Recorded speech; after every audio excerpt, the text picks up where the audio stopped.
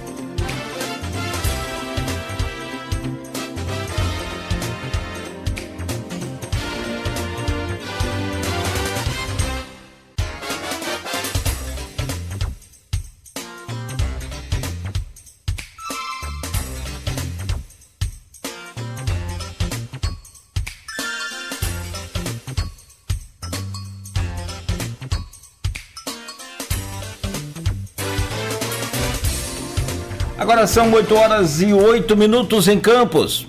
8h08. Voltamos ao vivo aqui pelo Face e pelo YouTube também, ao vivo pela Folha FM, emissora do Grupo Folha da Manhã de Comunicação. São 8h08. Hoje, 29 de abril de 2026. Reta final também do mês, mas reta final aqui do Folha no Ar, último, para a gente fechar esse programa de hoje. Então a gente volta no oferecimento de Proteus, Unimed Campos, Laboratório Plínio Bacelar, Vacina Plínio Bacelar, Radmédia Diagnósticos por Imagem, sempre à frente. Hoje conversando aqui na bancada com Aloysio Abreu Barbosa, jornalista hoje com a gente, Aloysio Abreu Barbosa, recebendo o Heitor Carvalho, influenciador digital e pesquisador da história de Campos. Meu caro Heitor, nesse bloco a gente continua falando da história, evidentemente, porque é pauta aí para programa longo, mas como as redes sociais podem servir de fonte confiável de informação? É uma pergunta, assim, talvez do milhão, e que tá aqui no tema do bloco, porque o que a gente precisa hoje, o que a gente mais quer hoje é usar esses algoritmos, usar esses aplicativos de conversa para divulgação de tudo, menos fake news.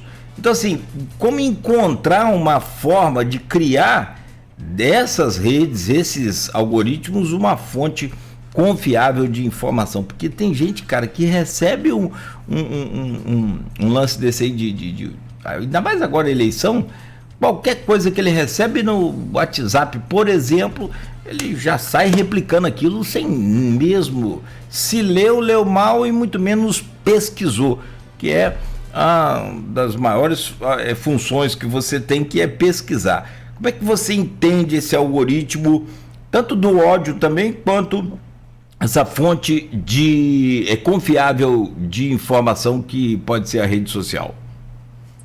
Nogueira, então, eu entendo da seguinte forma.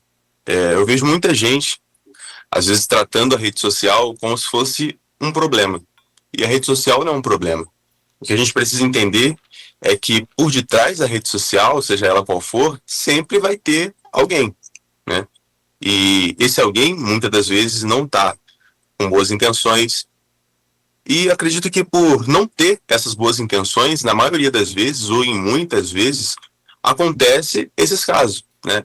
De propagar, espalhar uma fake news.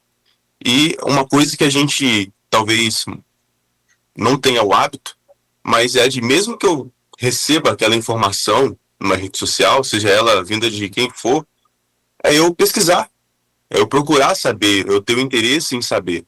E existem inúmeras fontes vindas de redes sociais que são seguras, sim, né? Não vou falar que não é sim, mas que exige que tenha aquela pesquisa, uma procura a saber, ainda mais a gente está num ano que a fake news ela vai se propagar bastante, né? Como sempre, né? Mas acredito que esse ano vai acontecer isso com uma intensidade muito maior. E a gente precisa entender também sobre o algoritmo. O algoritmo ele só amplia aquilo que eu consumo. Às vezes tem gente que ela é rodeada de fake news, mas ela é rodeada de fake news porque, consequentemente, ela consome muita fake news. E às vezes sem saber, não estou julgando ninguém, culpando ninguém. Às vezes a pessoa não consome por falta de conhecimento, ela consome aqui, consome ali, e quando ela vê, ela está rodeada de coisas que não são verdadeiras e acaba passando aquilo como se fosse uma verdade por pessoas que estão por detrás da rede social com intenções erradas. A rede social é um canal de comunicação poderoso, e tem um alcance muito grande. Já aconteceu comigo de eu postar vídeos e em menos de 6 horas bater 10 mil visualizações. Eu estou chegando até 10 mil pessoas. E a gente tem que entender e saber filtrar o seguinte: vão ter pessoas que vão trazer informações que realmente são importantes, são sérias, vão tratar a rede social com seriedade, mas também tem pessoas que vão usar disso de forma errada, de forma para exatamente levar aquilo que não é verdade e fazer com que aquela mentira se torne uma verdade. A gente tem que saber sempre separar essas duas coisas. Você repetiu aí no final uma frase de um propagandista, né? Jornalista e propagandista, Joseph Goebbels, né, que foi o ministro da propaganda de Hitler, né? Repita uma mentira 100 vezes que ela vira uma verdade. Exato. E ele falou isso, e Hitler, assim como Roosevelt nos Estados Unidos, como Churchill na Grã-Bretanha, como o próprio Stalin na União Soviética, estou falando aí dos anos 30 e 40, né, são produtos do rádio, de uma nova mídia que estava chegando ali, né, produtos do rádio. Hitler, quando assume, ele assume como chanceler da Alemanha, e depois como Führer, né, como líder supremo, ele chega prometendo, e chega pelo voto, ele chega prometendo uma coisa: um rádio em cada residência alemã. É uma promessa que ele cumpre, né? Então, você vê o poder disso, estou falando aí dos anos 30 do século XX, né? Uhum. Quase 100 anos atrás. Como é que... Porque se isso já foi capaz de incendiar o mundo na Segunda Guerra Mundial nos anos 30 e 40 do século XX, quais são os... Assim, como alguém que conhece a história, né? Sabe onde isso já deu? Como é que que cuidados você acha que os governos nacionais deveriam tomar na regulação e como também isso não... É um fio de navalha para caminhar, né? Onde é muito fácil cortar o pé ou cair, né? Uhum. Entre necessidade de regulação, talvez de limitação de menores de idade à rede social, em escola, por exemplo, ou na Austrália, por exemplo, 16 anos, né? Passou agora. E como isso não entrar no que a direita alega ser censura? Qual é o fio da meada para a gente puxar? Qual seria o meu termo desejável no seu ponto de vista?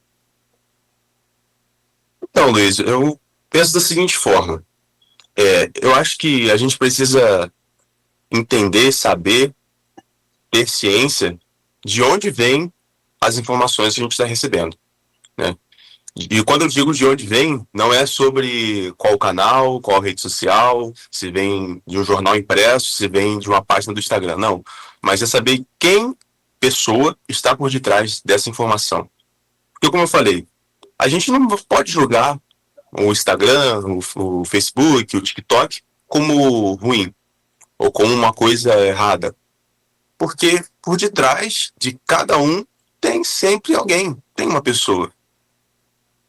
E para a gente conseguir chegar nessa questão de equilibrar, entender, saber o que é real, o que não é, a gente precisa, eu acho que, saber quem está por detrás, quem é o responsável por trazer tal informação. Porque, vamos supor agora, existem diversas páginas aí que têm um alcance absurdo. Uma postagem de 5 minutos já alcançou mais de 10 mil pessoas, 20 mil pessoas. E em menos de uma hora chega a 1 milhão de pessoas. Eu acredito que deve ter uma filtragem. Dependendo de cada informação que vai ser postada, deve ter um filtro, uma análise, talvez, passar por especialistas, pessoas que saibam sobre o assunto e venham filtrar esse assunto. Eu, por exemplo, eu dou um exemplo meu. Eu pesquiso, mas às vezes quando surge um fiozinho de dúvida, eu recorro a alguém que entende do assunto. Eu já recorri, por exemplo, a Graziella, que é diretora do museu. Eu tive uma dúvida e recorri a ela.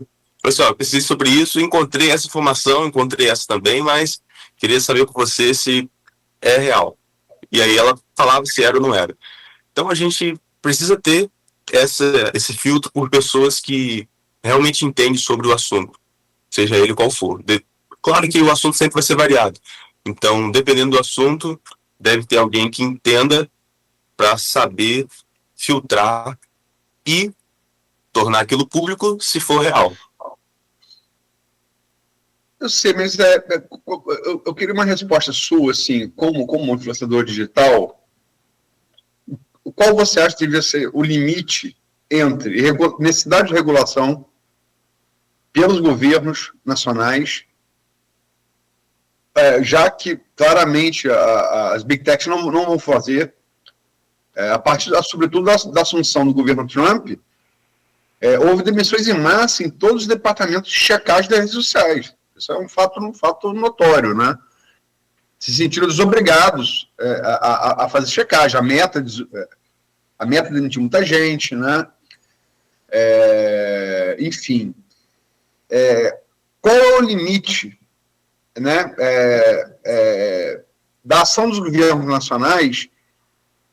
No Brasil, por exemplo, agora proibiu o celular em escola. Se tem o caso da Austrália, proibiu a rede social até 16 anos, né? Com menos de 16 anos. Qual você acha que vai ser o limite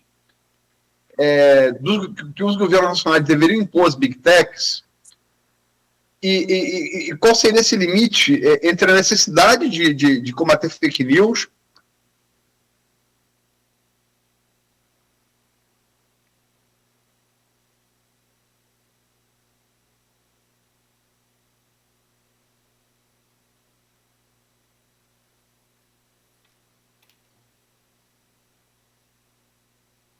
perdemos aqui nossa conexão, caiu aqui e A internet aqui dos estúdios. Você está me ouvindo? Não tem ninguém aqui. Deixa eu ver se eu consigo voltar aqui para a conexão. O limite. Isso. Vamos lá. Desculpa, perdão, deixa eu só explicar a vocês, são 8 horas e 20 minutos. Perdemos a conexão aqui na hora que, eu acho que não caiu para vocês, mas para mim aqui o computador deu uma parada.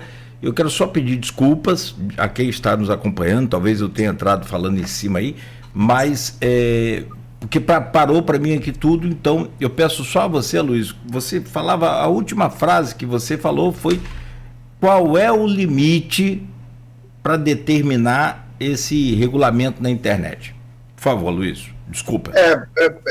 Qual seria o meio termo, na visão do Heitor, né, entre a demanda dos Estados nacionais de regular as Big Techs, né, para combater fake news, combater pedofilia, por exemplo, né, combater ódio racial, por exemplo, né, quer dizer, impor sobre as redes sociais as leis de cada país, né? E qual seria, na visão do Heitor, qual seria o limite entre essa demanda e a censura, que também é proibida na Constituição brasileira, por exemplo? Essa foi a pergunta que ele estava respondendo, mas, Heitor, por favor, retoma, por favor. A pergunta é essa. Qual seria o meio termo, na sua visão? Então, isso, retornando à fala, né? Como eu estava falando, eu tinha dado a opinião minha sobre a questão do filtro. Tem pessoas que façam análise de conteúdo ali, sobre o que está sendo postado, mas isso não é algo que serve para todos. Até porque, imagina, você quer postar uma foto e essa foto tem que passar por uma análise para só depois de, sei lá, horas ou 24 horas aquilo seja aprovado. Não é nada interessante de acontecer. Mas eu acho que deve ter esse regulamento para as fontes específicas. Canais de comunicação, né? Por exemplo.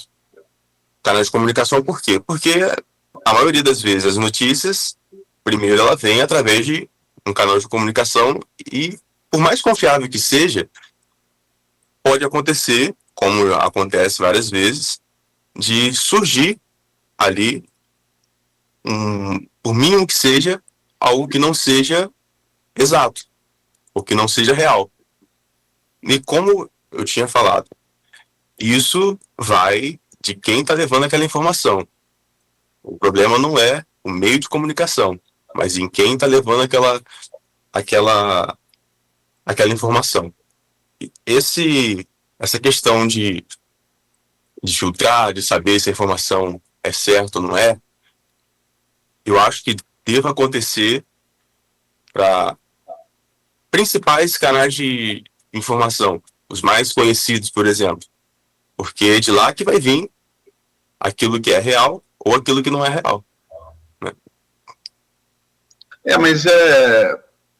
Mas isso, sobretudo em ano eleitoral, um país polarizado como o Brasil se tornou, né? Isso vai muito além dos meios de comunicação tradicionais, né? Vai muito além, muito além. Inclusive, todas as pesquisas mostram que quanto mais jovens torna a população, os hábitos de mídia delas são muito mais de rede social do que dos veículos de informação, de mídia de jornalismo profissional, que sempre fez checagem, né? Sim. Porque é aquela coisa, tipo assim, nós aqui nesse programa de rádio dizemos assim, Aloysio, eu não estou no programa, você e Nogueira, Aloysio é ladrão. A rádio é obrigada a gravar o programa, por legislação federal, até porque a Constituição Federal, eu requisito a rádio, a fita, ouço, e tem lá, Aloysio é ladrão. Eu processo você, Heitor, você, Nogueira, processo a rádio, né? A rádio civil e criminalmente. Criminalmente pelo crime de injúria, calúnia e difamação, e processo a rádio no civil para ganhar dinheiro, né? Indenização por dano moral. Como é que você faz isso com o perfil fake? Hospedado, sei lá, na Letônia, de um cara que está, de repente, mora no mesmo país que você deveria estar submetido às mesmas leis que... Deveria não, tem que estar submetido às mesmas leis que você. Como fazer isso? Você entrou num assunto aí que eu acho um pouco complexo pelo seguinte, isso que você falou.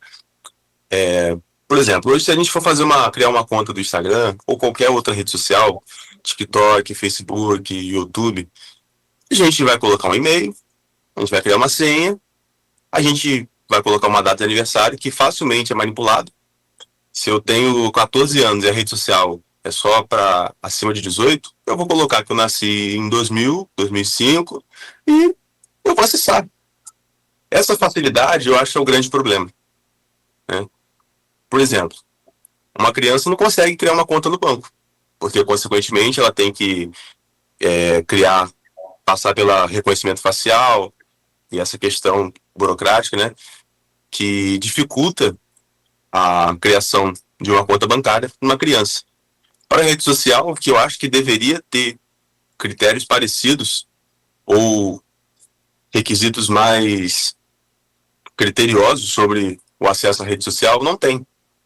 E hoje a gente tem o quê? A inteligência artificial.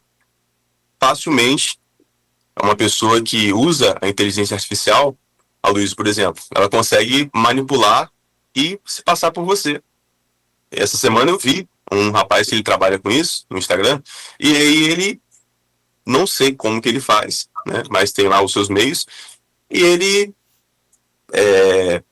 com um vídeo, assim como a gente está conversando aqui na vídeo, ele parecia ser um cantor famoso. E ele dava um clique em um botão e mudava a face dele. Eu acho que essas coisas, esses avanços tecnológicos, eles facilitam demais o acontecimento de crime cibernético, né? E outras coisas que aconteçam de errado na rede social. Então, tudo isso coopera para uma facilidade muito grande para quem está mal intencionado. Se criou há pouco tempo a Lei FELCA, que é a lei que, para você acessar certas coisas, você vai ter que ter o reconhecimento facial. Eu acredito que não seja... É muito bom, é excelente, top, mas não seja algo que vá resolver 100% isso. É algo que eu acredito. Porque é muito fácil a manipulação. Na rede social, algo é muito fácil de ser manipulado. E ser usado da maneira que eu bem entender que seja usado, né? Olha, Heitor, quem sou eu, e não quero, longe disso,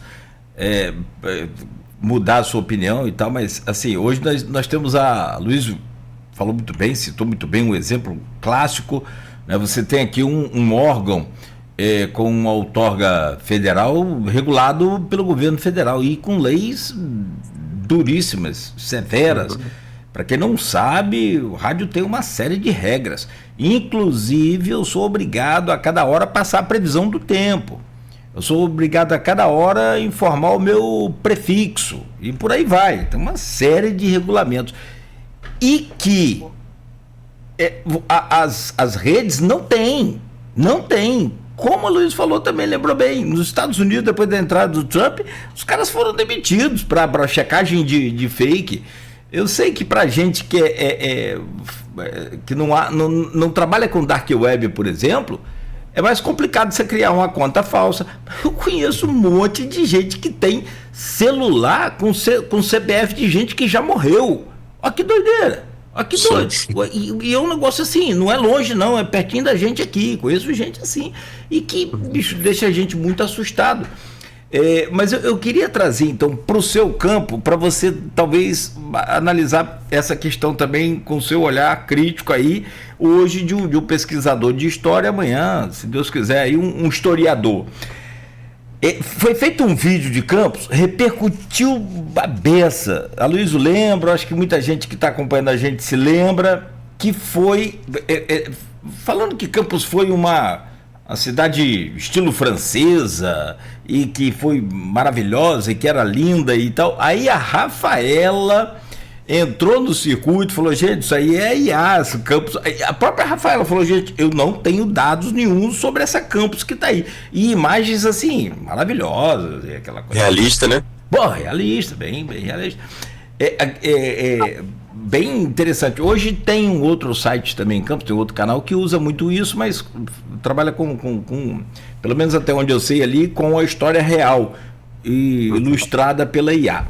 O que você acha do uso dessa IA, sim, nessa criação de fake news? E aí, eu não estou criticando quem fez, eu não quero entrar nesse detalhe, mas de transformar a parte principal do nosso passado, que é a nossa história, por exemplo.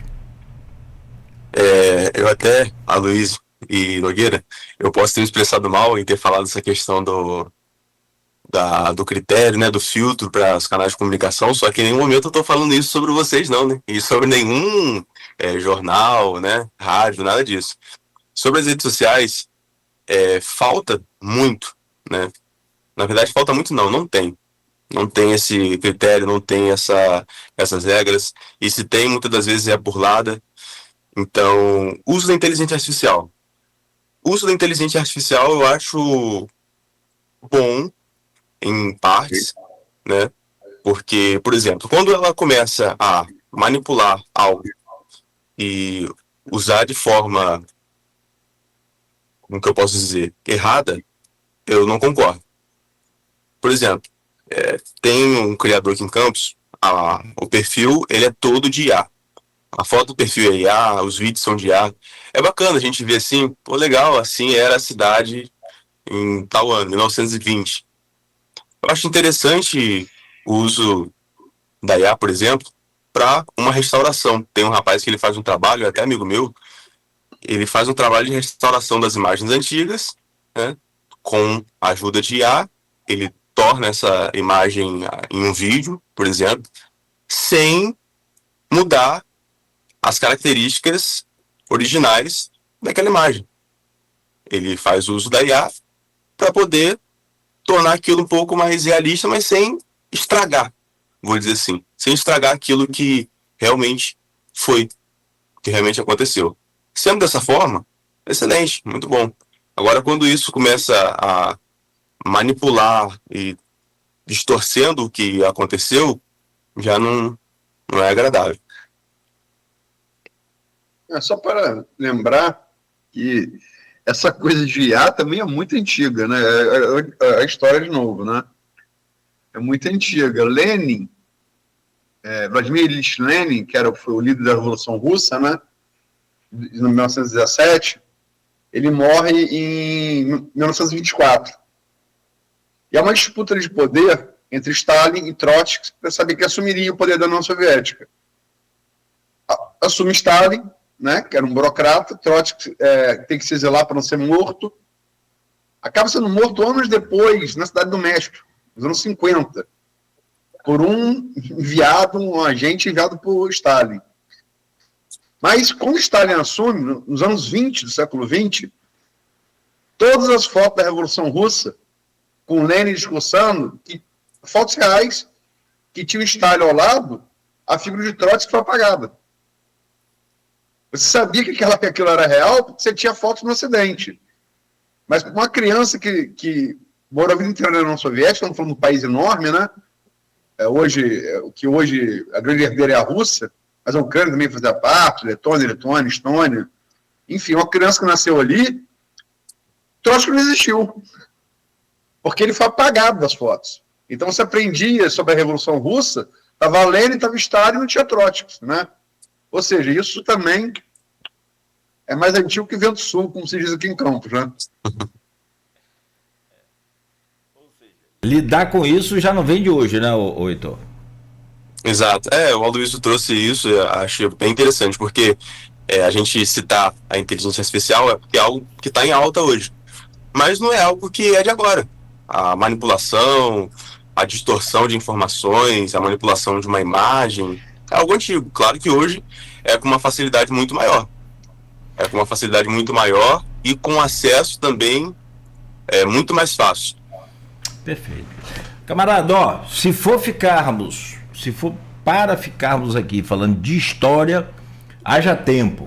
Tem a história, como você disse, para dar e vender muito bem, né? E, aliás, esse termo vender aí que você usou, nessa frase, jargão, para dar e vender, saúde para dar e vender, a história se vende e se vende muito lucrativamente para todo mundo, tanto em literatura quanto em imagens, mas sobretudo turismo.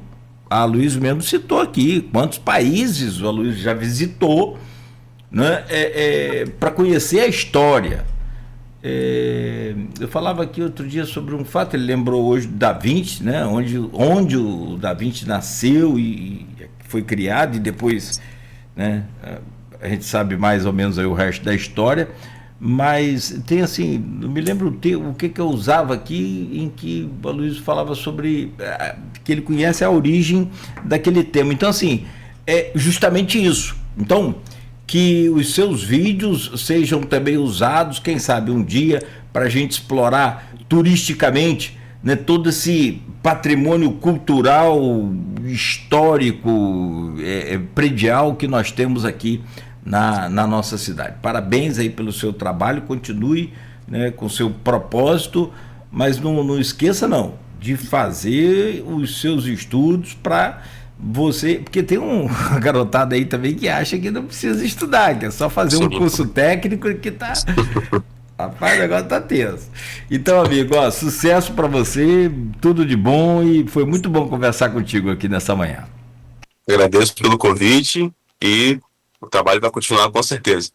Obrigado, Nogueira, obrigado, Luiz, pelo convite. Tamo junto. O estudo também, não para não. Com certeza. Não só o estudo da história, mas o estudo de história, para você chegar lá. Também. Muito bom. Campos é referência também, né, Luiz? Em nomes gigantes aí que são grandes profissionais da história. A gente cita alguns, você falou a Graziella agora há pouco, a gente falou a Rafaela, o Arthur Sofiati também é outro incansável pesquisador, Silvinha Paz. Nossa, mas... Alonso Guimarães, Diva Abreu, Diva professora de história também, no Liceu, que é outra história. Carlos Eugênio. Não é? Eugênio Fares. E assim, é claro e evidente que quando enumera a gente vai errar, vai faltar nomes, mas assim, sintam-se todos lembrados da história de Campos, tanto no esporte quanto na cultura e em tudo mais. Aloysio, obrigado por hoje, amigo, e até a próxima, se Deus quiser. Amanhã a gente vai estar com a bancada aqui discutindo um tema que foi muito, muito polêmico na semana passada. Um ponto final postado, feito pelo Cristiano Abreu Barbosa no seu blog, hospedado aqui na Folha da Manhã. A turma já tem dificuldade de entender o que é artigo e o que é opinião. O negócio é complicado.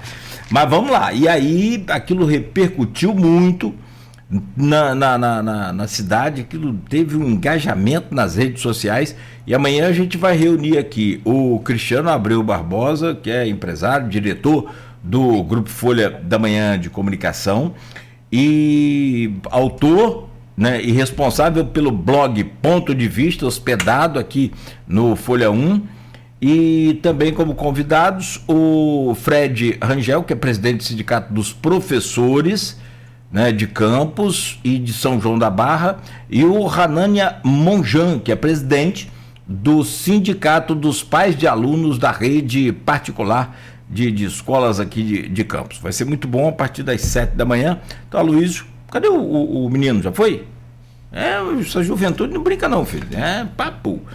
Obrigado, Aloysio, por hoje, amigo. Valeu e até a próxima, então, se Deus quiser.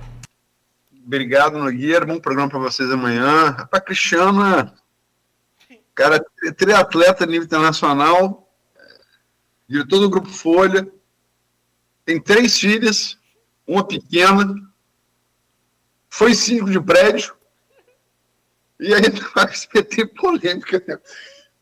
Bom, com todo respeito, esse enfia uma vassoura e meio tempo você limpa o chão, porque é procurar mais coisa. Mas, enfim, eu vi a nota, eu li antes, ele me mandou antes de publicar. Eu sabia que ia gerar muito engajamento, muita polêmica, sabia que ia gerar reação, avisei isso a ele, né? Mas entendo e acho justa a visão dele enquanto pai de aluno, né? E acho que amanhã, gerando interação das escolas, professores, né? Acho que amanhã vão ter a oportunidade de vocês discutirem isso de uma maneira, né, bem democrática, né, com todos os pontos de vista aí em debate. E o Heitor saiu antes do encerramento, mas agradecer a ele pela entrevista. Também reforçar o seu desejo de que ele siga a carreira acadêmica em História, né? Talento para isso, é evidente que tem, né? É vocacionado para isso. E como cantou Chico Buarque, né? Evoé Jovens à Vista. É bom ver isso. Entrevistando ele, me lembrei muito do meu filho Ícaro, que também era um jovem, né? Não está mais fisicamente entre nós, e também gostava muito de História. E de rede social. E chegou a ter também um site sobre História, né? Sobre História Militar. Também, site não, um perfil de rede social. Rede social, Que também gerou muito engajamento na época. Sim, perfeito. Carol, então, valeu. Até a próxima. Estou doido para falar de política, mas aí já não dá mais tempo. São 8h41, você tem também que agilizar a sua vida. Estava vendo aqui... é porque o vídeo nosso aqui travou para ele lá e tal.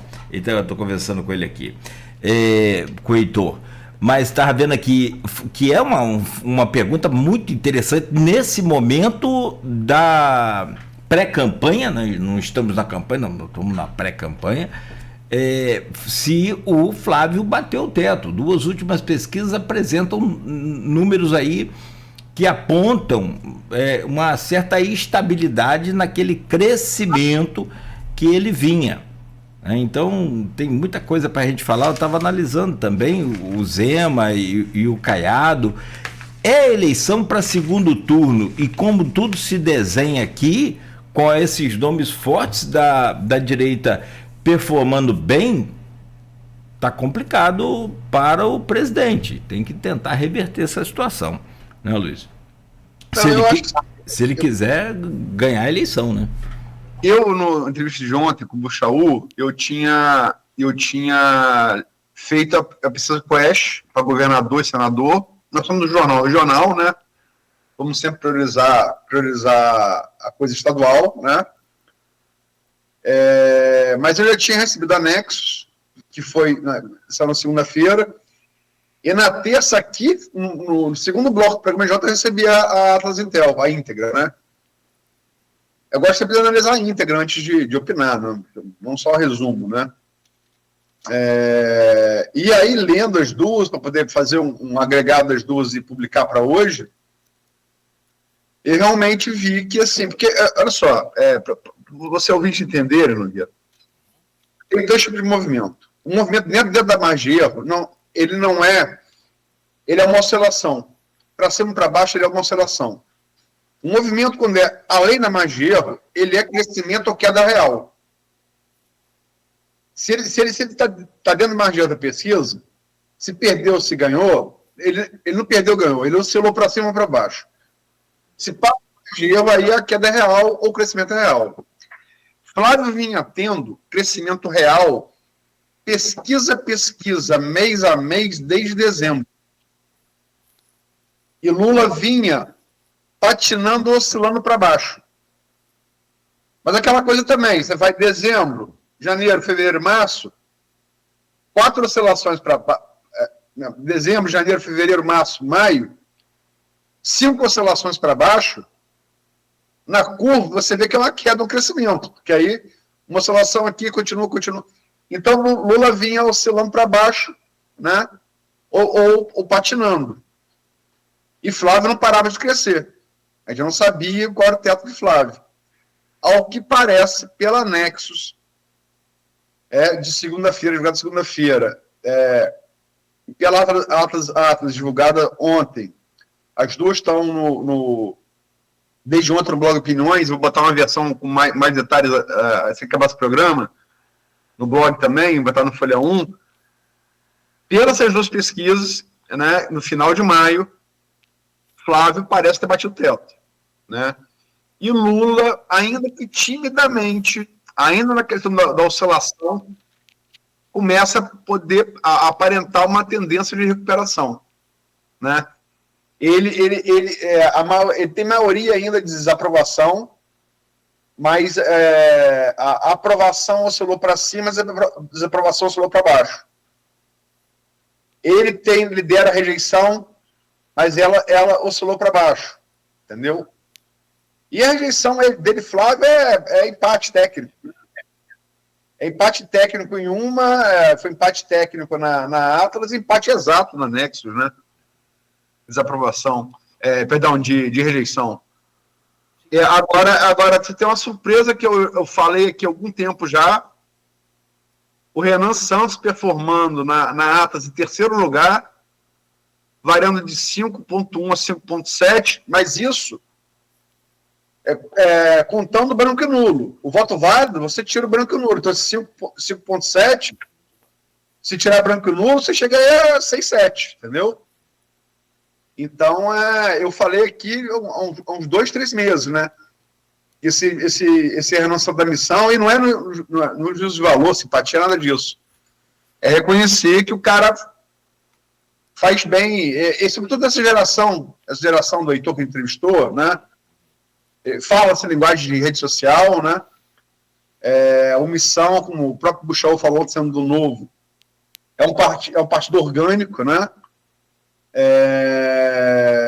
Enfim, ele cresceu. E Zema aparece na Nexus em terceiro, já com 4 a 5 pontos em 2 cenários do primeiro turno, mas a expectativa é que ele cresça agora nas pesquisas de maio, né, em virtude dessa polarização dele com o Supremo Tribunal Federal, sobretudo com o ministro Gilmar Mendes, né, que talvez seja uma das figuras mais impopulares da República, né, assim como hoje são, né,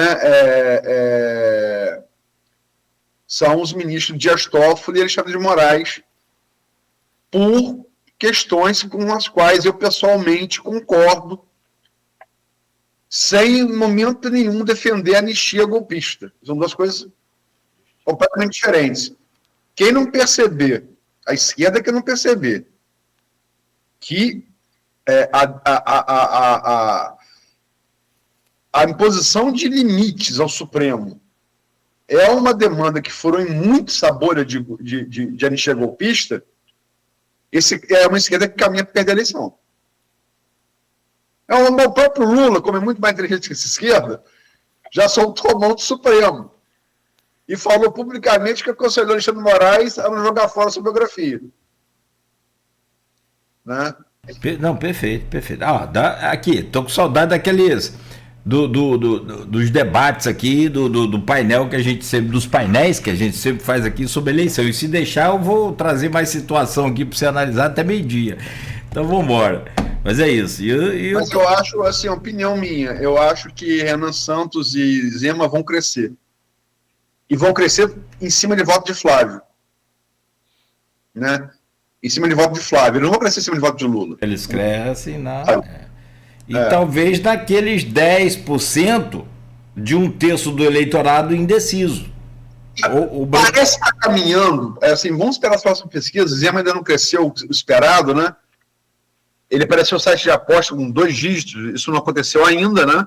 Pode ser que aconteça, agora nesse próximo mês. Mas se isso acontecer, se a gente tiver, por exemplo, um Zema ou um Renan performando em 2 dígitos, nós vamos ter um perfil muito parecido de eleição com o do Chile, né? A do Chile. Eu, particularmente, ainda não vejo possibilidade de um segundo turno que não seja Lula e Flávio Bolsonaro. Mas acho que tanto Zema quanto Renan Santos, o próprio Caiado, se crescerem, mas Renan Santos já cresceu e Zema tende a crescer, né? Se eles performarem 2 dígitos, estamos caminhando para uma eleição muito parecida com o Chile, né? Onde a esquerda ganha o primeiro turno, mas a direita se une no segundo, com todos um terceiro e o quarto, e aí reforça, não estou dizendo que vai ganhar, mas reforça a chance de vitória no eventual segundo turno. Que eu acho que hoje em dia não é mais eventual, né? Hoje, se fosse hoje, seria certo, né? Mas como é em outubro, vamos ver Isso aí. Não, perfeito. Acho que a esquerda foi muito o que você falou. Lula vai muito além dessa ignorância, dessa coisa de paixão, de amor por aquilo que mudou e que está errado. Como você disse, ele já soltou as mãos do STF, mas tem aqueles apaixonados que continuam, sabe, pegando firme nas mãos do STF ainda e divulgando vídeos e criando engajamento nesse sentido, e aí a gente vê... A parte pior que é de graça, né? Não levaram a 116 milhões do Master. Entendeu? Pelo menos Moraes foi inteligente, né? Ele levou o dinheiro. Inteligente, né? É isso aí. Então, por aí vai. Ele não pode dizer que levou, mas o escritório da esposa não, mas... levou, né? Ele passeou bastante, né? Tomou uns uísques bons. Uns vinhos bons, foi trancoso, né? Teve lá na Inglaterra umas coisas boas. A primeira vez que o Borcaro foi preso, trocou mensagem com o Borcaro. O Borcaro perguntou e ele conseguiu resolver. Exatamente. Com Taiaiá, né? Então, amigo, é isso aí. Então, vamos esperar as próximas pesquisas. Agora sim, Flávio parece ter batido o teto. Sim. O que era também Ele foi lançado em 5 de dezembro pelo pai. O filho vai visitá-lo na cadeia e sai falando que o pai confirmou. Tarcísio tira o time de campo, né? Até então ele era o candidato que se supunha que seria mais forte para enfrentar Lula. Vai tentar a reeleição em São Paulo, né? E é favorito. E de dezembro, de dezembro até essas duas pesquisas, do final as duas últimas pesquisas de maio, vão ser pesquisas aí, mas sem nenhuma credibilidade. Veritar, pesquisa que não tem credibilidade. Veritar, Futura, Brasmart, isso esquece, né? Aí é que pagar mesmo, né? Mas, assim, não é o caso da Next, da Transintel, né? Realmente, o que é difícil, cara, é que, sim, todas as pesquisas de dezembro, que ele estava com o crescimento de Flávio, a esquerda fazia como avestruz, né? Enterrar a cabeça na terra, né? Tentando negar. É possível que, se Flávio bater teto e perder agora, cair um pouco percentual, sobretudo se Renan Santos e Zema avançarem sobre votos de Flávio, que a direita fala sobre uma coisa, né? E se o Lula recuperar um pouco, é mentira e tal. Papá. Aquela coisa, né, cara? A imbecilidade, ela não tem teologia, né? Tá dos dois lados. Tem muita gente que te julga inteligente que consegue ser totalmente imbecilizado quando se trata Exato. de política e pesquisa eleitoral. É impressionante. É doideira. E estratégia, cara, assim, que o PT, ou que a esquerda, vamos colocar assim, pretende usar, eu acho muito rasa também para tentar desestabilizar e descapitalizar o eleitorado do Flávio, que é a questão de corrupção. Tem rachadinha, tem compra de imóveis, só que está instituído na cabeça do eleitor brasileiro hoje que corrupto é a esquerda, que PT é um partido corrupto. Isso não sou eu que estou falando, não é decisão, não é julgamento meu, isso que foi criado. Se foi gabinete do ódio, se foi fake, também não estou dizendo se é verdade, se não é. Eu estou falando aqui, está... O caso do Petrolão, cara, tem a condenação do Mensalão. Petrolão, e por aí vai. Então... É de confissão de corrupção. Isso, e todas aquelas delações, aquilo tudo, e aí você, mas foi mal usado. Não é isso que eu quero dizer. O que eu quero dizer é que se o tiro derradeiro lá da esquerda em Flávio for acusá-lo de corrupção, vai sair pela culatra, porque isso já está instituído, que é na esquerda, que é no PT. Tem que trabalhar o quê? Reversão dessa imagem e criar novidades que possam atingir de fato essa campanha dele, porque para o segundo turno a tendência é o quê? Todo mundo pula para a direita. Não sei o menino que você citou, não sei como que vai ficar ele no posicionamento dele. Parece que ele é muito terceira opção, como você disse. Ele segue a linha Milley, né? Enfim, cara, assim, a gente não pode subestimar duas coisas. A capacidade de Lula, mesmo aos 80 anos, quem faz isso está errando. O que Lula fez na ONU, quando se recuperou ali de julho a outubro do ano passado nas pesquisas, não no teleprompter, no dia seguinte, na manhã seguinte, na entrevista coletiva, esquece se você gosta de Lula. O cara é o cara do jogo grande. O cara é o Bruno Henrique.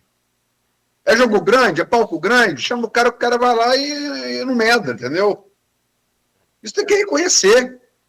Gosta ou não de Lula, entendeu? Lula é jogador de jogo grande, ainda é. E não se pode subestimar o poder da máquina.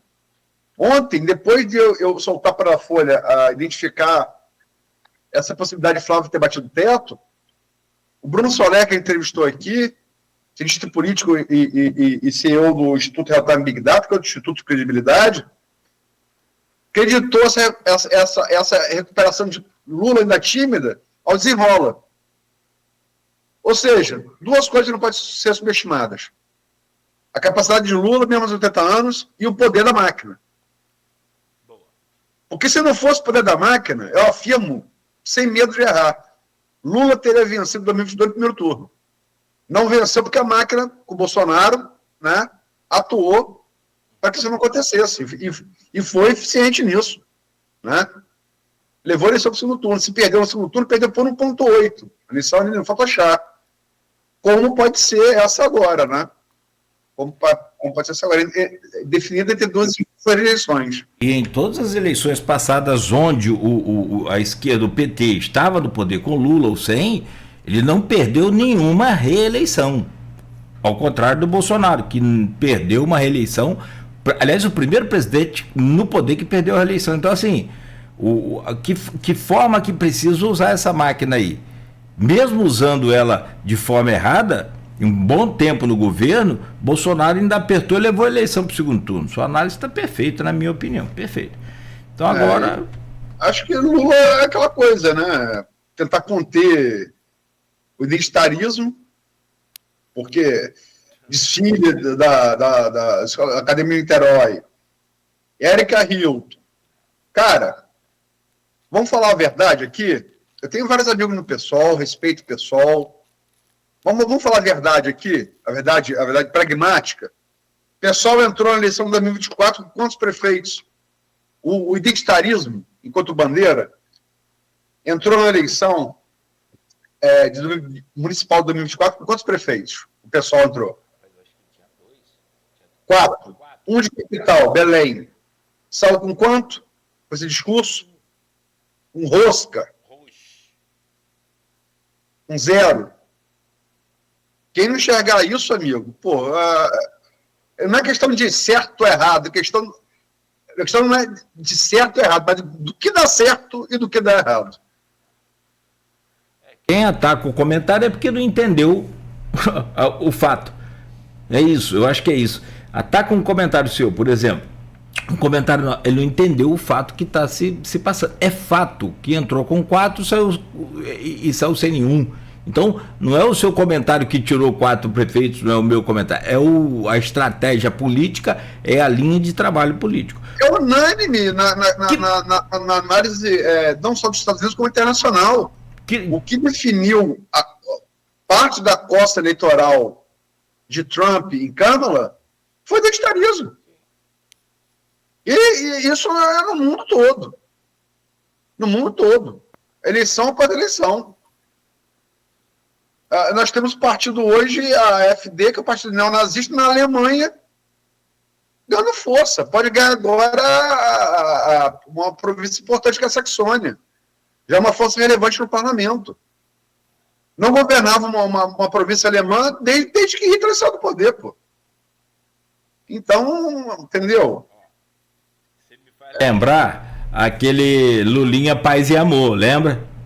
Ele vinha numa vertente aguerrida, aquela barba sem fazer, aquela barba, né? Cabelo, tomou um banho de loja, deu uma perfumada, terno novo, gravata nova, Lulinha Paz e Amor fez o quê? Virou o jogo. Então assim, ou ajudou a ele virar o jogo. Agora, é aquilo que você falou, não dá para desprezar a máquina e nem a capacidade política e de trabalho do perfil Lula. Agora, tem que esperar, não adianta sair colocando os pés aí, o carro na frente dos bois, tem que esperar para ver o que de fato vai acontecer. Ontem aconteceu o quê? Ele estava numa caravana, de repente eu vi um corte aqui, ele parou a caravana que ele estava, o comboio, para cumprimentar a população. Então, assim, são gestos simples que ele tem capacidade de fazer. É entregar a bola para ele. Como também tem uma coisa que a gente deve colocar aqui e se posicionar contrário, nesse daqui que está visitando, estão colocando faixas assim, ladrão, boneco, e a Polícia Federal é que está tirando isso. Para mim, cara, isso é um absurdo. É como aquele juiz que mandou tirar na eleição abaixo o fascismo, na eleição de 2022. Você bota ladrão, não estou dizendo que o Nogueira é ladrão, então, se você não gosta, você passa correndo debaixo de faixa de ladrão, porque você, de fato, se identifica como ladrão, porque, porra, você não tem o nome, né? Verdade. Entendeu? Esses cuidados, sim, tem que ser observados, e a gente faz coro aí com você, justamente nessa posição firme, veemente, de que Polícia Federal tem outras coisas importantes e precisa tomar conta. Polícia Federal não é polícia de Estado, não é polícia de governo. É isso aí, exatamente. Aloysio, aí, 9-2, deixa nós falando de política que a gente vai até medir. Até na outra semana, ou numa oportunidade, claro, evidente, sexta-feira é feriado, dia 1º do trabalhador. A gente se vê em breve, então. Obrigado por hoje, Aloysio. Valeu, amigo. Um abraço e sucesso aí para vocês amanhã. Tá bom, se Deus quiser. Vou trazer a foice. 9h02. 9h02. Manda Beto apagar a luz. Apaga a luz aí, Beto, que vai ser foiçada no escuro. Cristiano é um gentleman, né? Não, também. Não, isso a gente brinca, evidentemente. O Chouamini é um gentleman. Ai, Deus do céu. Mas... Eu gosto de ladrão com Lula. Pô, não tem nada a ver. Bolsonaro, Pô. Perfeito. Ó, vai lá na fé, com Deus, e até a próxima. 9h03, fechamos aqui o Folha no Ar de hoje. A gente volta amanhã a partir das 7h. Oferecimento de Proteus, Unimed Campos, Laboratório Plínio Bacelar, Vacina Plínio Bacelar e Radmed Diagnósticos por Imagem.